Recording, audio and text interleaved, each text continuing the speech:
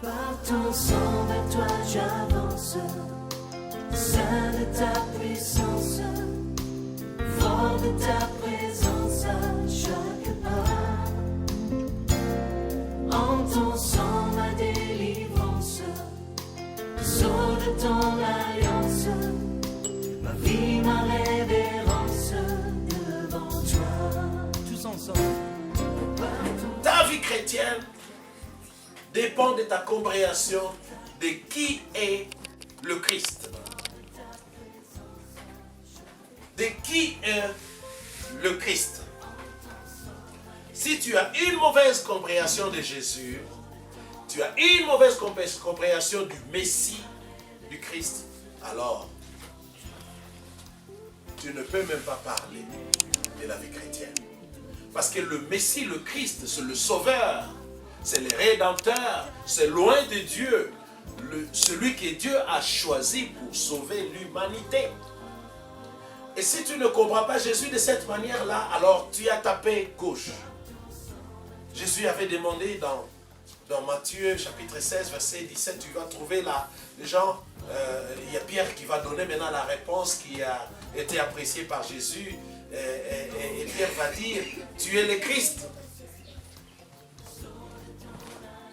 Jésus va lui dire, Pierre, cette réponse-là ne vient pas de l'homme.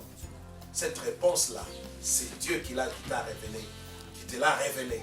C'est-à-dire, nous devons tous chercher cette révélation du Rédempteur. Tu ne peux pas demander de l'aide à quelqu'un que tu dénigres.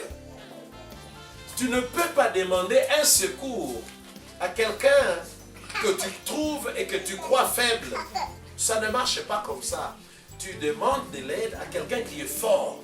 Tu demandes de l'aide à quelqu'un qui est capable.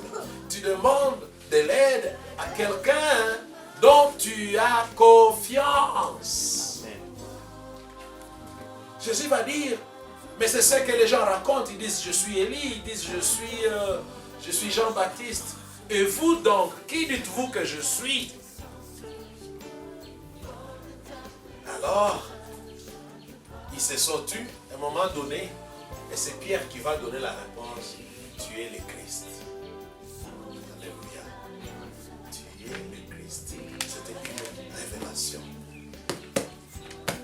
Mais quand vous descendez avec le même texte au chapitre 16, la Bible dit que Jésus va commencer à leur parler de sa mort, qu'il ira à Jérusalem, qu'il sera arrêté et qu'il sera crucifié, qu'il mourra et que le troisième jour, il ressuscitera. Pierre l'a retiré à côté, il a dit que ce soit la dernière fois, monsieur. Tu ne parles pas de ta mort. Pourquoi? Parce que les gens ne veulent pas cette souffrance. Les gens ne veulent pas attendre de la souffrance. Les gens ne veulent pas attendre parler du prix à payer. Les gens ne veulent pas attendre parler de la rançon. Et on ne veut pas attendre parler de la rançon. On veut seulement dire que... Mais je vais vous dire ceci. Jésus était capable peut-être, avec Dieu, il était capable de dire que les péchés sont pardonnés. Mais il ne serait pas juste. Parce que la justice de Dieu demande que le péché soit puni. La justice de Dieu, le fait que Dieu est juste, exige la mort de pécheurs. Il a déjà tranché, il a dit, l'âme qui pêche mourra. Le salaire du péché, c'est la mort. Et essayez d'ôter la souffrance de la rédemption. Ça devient une rédemption vide.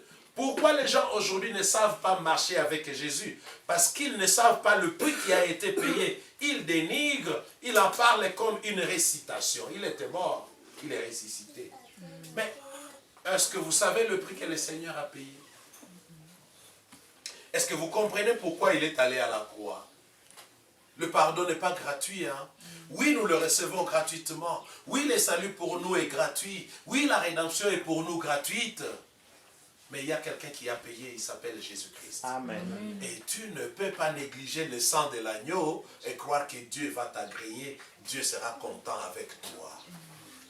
C'était le seul moyen par lesquels nous recevons la délivrance.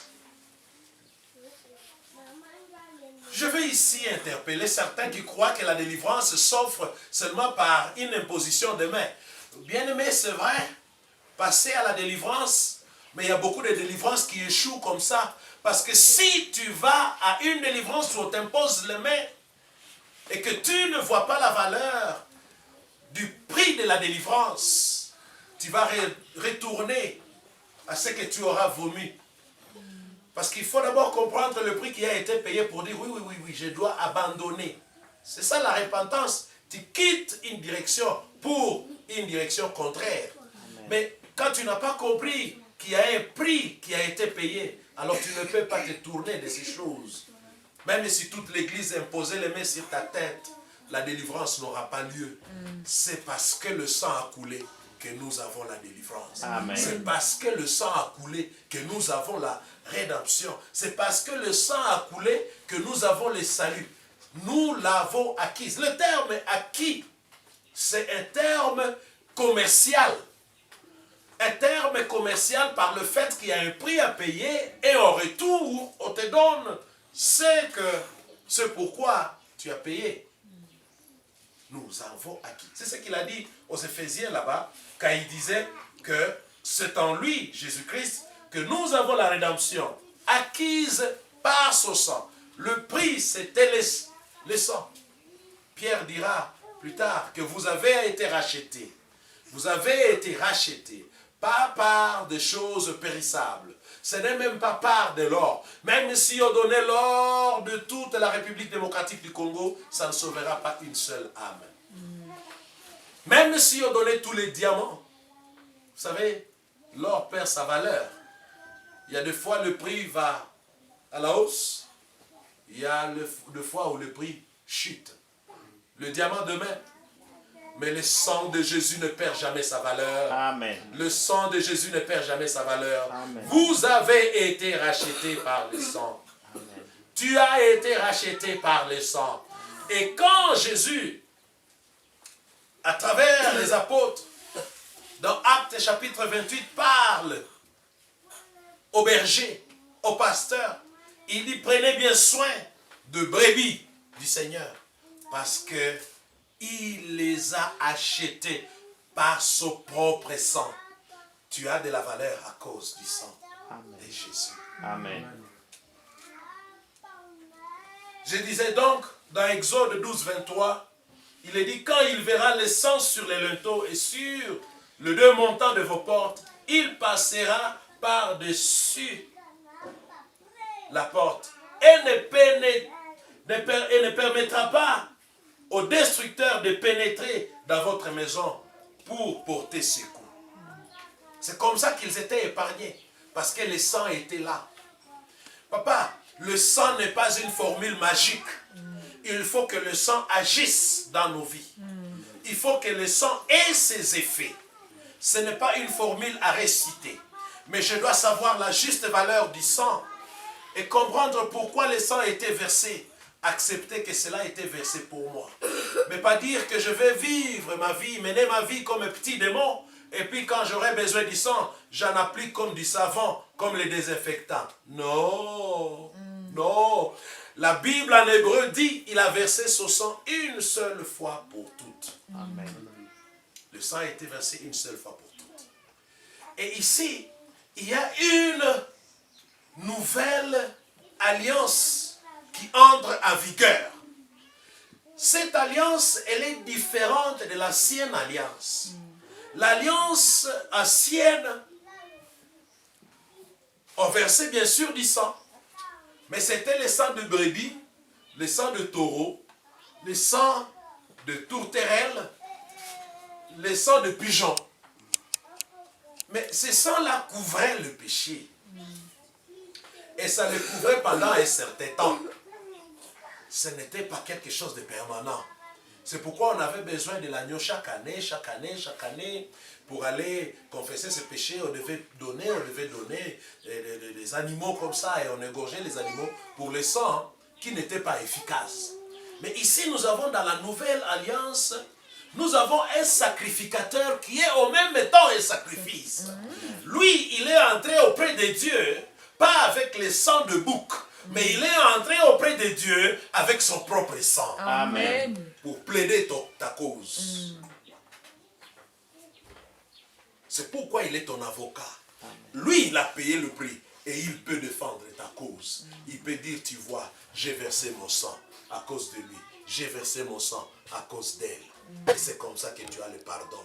Tu peux marcher sans culpabilité aujourd'hui à cause du sang de l'agneau. Amen. Alléluia. Amen. J'aimerais terminer ici en parlant un peu de ce besoin-là. C'était un besoin pour toi et moi. Jésus n'avait pas besoin d'aller à la croix pour lui-même. Parce qu'il ne connaissait pas les péchés.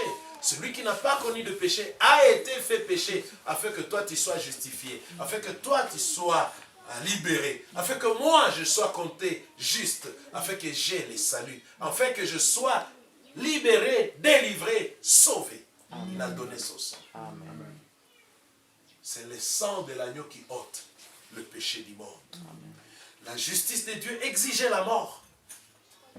La miséricorde de Dieu a demandé un sursis. Et quand je parle de sursis, c'est que l'exécution de ces jugements soit rapportée à une date postérieure. C'est ça la miséricorde. Alitusikilia huruma akasema basi, hivi tumesema mwenye dhambi atakufa, wacha tusubiri muda. Ndio muda ule ambao wanaopatia watu hata leo. Kasema kwanza basi, Mungu hafurahishwi na kifo cha mpagani, cha mtu ambaye hajampokea Yesu Kristo. Ndio anaendelea kukupatia pumzi. Kusudi ifikie wakati moja uweze kugeuka na kuona kile ambacho alifanya kwa msalaba. Uende kuona damu yake ilimwagika si kwa bure. Biblia inasema kwa kitabu cha Waebrania mahali pengine kasema, huwezi kukanyaga hii damu ya mwana kondoo na upone hasira ya Mungu. Huwezi kufanya hivi. Il a donné le sang et tu ne peux pas fouler ce sang par terre. Nouvelle créature à cause du sang. Nouvelle vie retrouvée dans le sang de l'agneau. Et on ne blague pas avec le sang qui était collé. Il n'y a pas de pardon sans effusion des sangs. Il n'y a pas de pureté sans effusion des sangs. Le sang de Jésus nous a lavés. Le sang de Jésus nous a réhabilités. C'est ça la rédemption. Le sang de Jésus nous a réhabilités.